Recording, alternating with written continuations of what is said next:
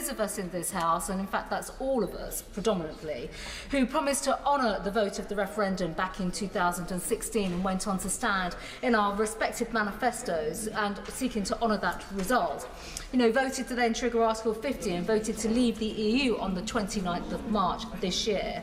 We must ask ourselves now, how does it look to the 17.4 million people who voted to leave, and of course those who voted to remain, when it comes to respecting the result of the referendum through not just the debates that we're having in this House, but of course the way in which the negotiations have been taken place and how they've been handled. Now, it is inevitable that I'm going to say that those negotiations have not been handled in the most structured way.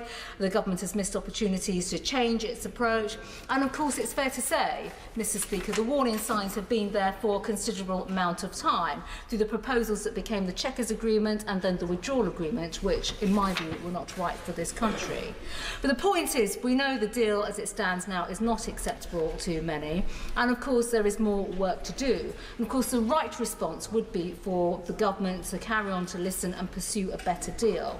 And at the same time, we're now hearing much more about this whole push advocating for a second referendum, which in my view, Mr. Speaker, would seek to deny the British public the rights and freedoms that they voted for back in 2016. And also when it comes to voting for delay without even specifying what would be achieved through this delay is not the right approach at all. And it does sadden me that we are now in that particular position.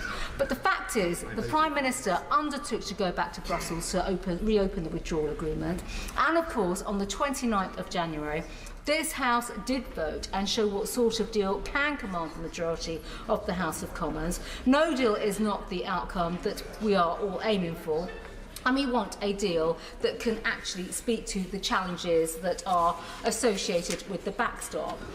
All the other choices that we could end up going back on the verdict of the British public, backtrack on our promises, undermine democracy, the various arguments have been made in terms of letting down our country, and what we will end up doing is obviously there'll be irretrievable ramifications.